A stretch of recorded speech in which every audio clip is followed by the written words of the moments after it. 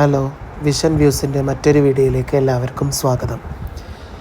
ഇന്നത്തതും ഇഫ്താർ വിശേഷം പങ്കുവെക്കാനായിട്ടുള്ള വീഡിയോ ആണ്.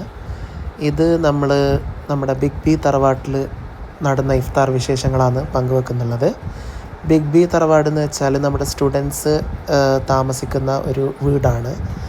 സോ അത് നമ്മുടെ PA കോളേജിൻ്റെ അടുത്ത് തന്നെ മഞ്ചനാടി എന്ന് പറയുന്ന സ്ഥലത്താണ് വരുന്നുള്ളത്. സോ അങ്ങനെ അവരെ ക്ഷണമുള്ളത് കൊണ്ട് ഞങ്ങൾ അടുത്തേക്ക് പോവുകയാണ്.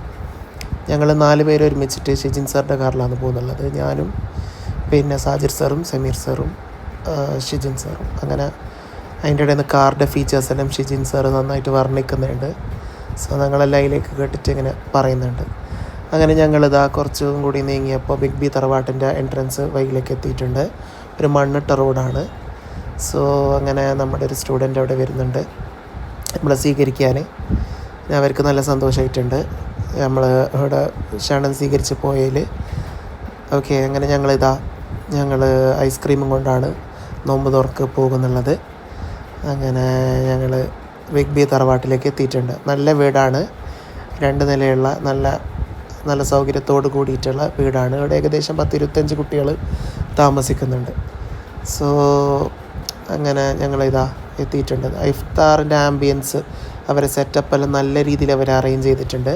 അങ്ങനെ ഞങ്ങൾ ഇഫ്താറിൻ്റെ സമയം ബാങ്ക് കൊടുക്കുന്ന നേരം വരേക്കും അവിടെ ഒരു AC റൂമിൽ ഇരിക്കുന്ന വെച്ചിട്ട് നമുക്ക് AC റൂമിൽ അവിടെ ഇരിക്കാൻ വേണ്ടിയിട്ട് കുട്ടികൾ തന്നതാണ്.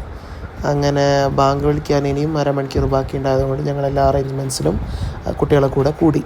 പക്ഷേ ഈ വീടിൻ്റെ പിന്നിലൊരു രഹസ്യമുണ്ട്. രഹസ്യം എന്താണെന്ന് വെച്ചാൽ ഇതൊരു ഒരു ഗോസ്റ്റ് സ്റ്റോറി ആയിട്ട് ബന്ധപ്പെട്ടിട്ടുള്ളൊരു വീടാണ്. ഈ വീടിൻ്റെ കഥ പറയുമ്പോൾ നമുക്ക് ഗോസ്റ്റ് ഹൗസിലെ മഹാദേവനും അപ്പുക്കുട്ടനും ഗോവിന്ദൻകുട്ടിയും തോമസ് കുട്ടിയെല്ലാം പോയ ആ കഥയാണ് ഓർമ്മ വന്നത്. ഞങ്ങൾ 4 പേര്.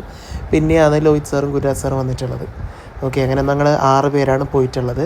അങ്ങനെ ബാങ്ക് കൊടുക്കേണ്ട നേരമായപ്പോൾ ഞങ്ങളെല്ലാവരും വിളിച്ചിട്ട് അവരവിടെ ഇഫ്താർ സംഗമത്തിന് ഇരുത്തിയിട്ടുണ്ട്. അങ്ങനെ ഞങ്ങൾ ബാങ്കും കാത്തിരിക്കുകയാണ്. അങ്ങനെ ബാങ്ക് കൊടുത്തപ്പോൾ ഞങ്ങൾ നോമ്പ് അങ്ങനെ തുറന്നു. നോമ്പ് തുറക്കാൻ വേണ്ടിയിട്ട് കട്ട് ഫ്രൂട്ട്സും സ്നാക്സും 2 തരം ജ്യൂസും പുഡിങ്ങും നമ്മുടെ തലശ്ശേരി ചിക്കൻ ബിരിയാണിയാണ് ഉണ്ടായിട്ടുള്ളത്. നമ്മുടെ ഒരു സ്റ്റുഡൻറ്റില്ല, നമ്മുടെ സ്വീകരിക്കാൻ വന്നിട്ടുള്ള അവൻ്റെ ഉമ്മ ഉണ്ടാക്കിയ ബിരിയാണിയും പുഡിങ്ങാണ് ഉണ്ടായിട്ടുള്ളത്. അങ്ങനെ നോമ്പും തുറന്നിട്ട് നിസ്കാരമെല്ലാം കഴിഞ്ഞതിന് ശേഷം ഞങ്ങൾ ആദ്യം അവിടെ റൂമിൻ്റെ ഉള്ളിൽ പോയിട്ട് കുറച്ച് കഥയൊക്കെ പറഞ്ഞിരുന്നു. അങ്ങനെ മെയിൻ കോഴ്സ് കഴിക്കേണ്ട സമയമായിട്ടുണ്ട്. ബിരിയാണി അവർ വിളമ്പിയിട്ടുണ്ട്. അങ്ങനെ നല്ല ടേസ്റ്റുള്ള ബിരിയാണി ആയിരുന്നു. എല്ലാവരും നല്ല ടേസ്റ്റ് ഉണ്ടെന്നാണ് പറയുന്നുള്ളത്.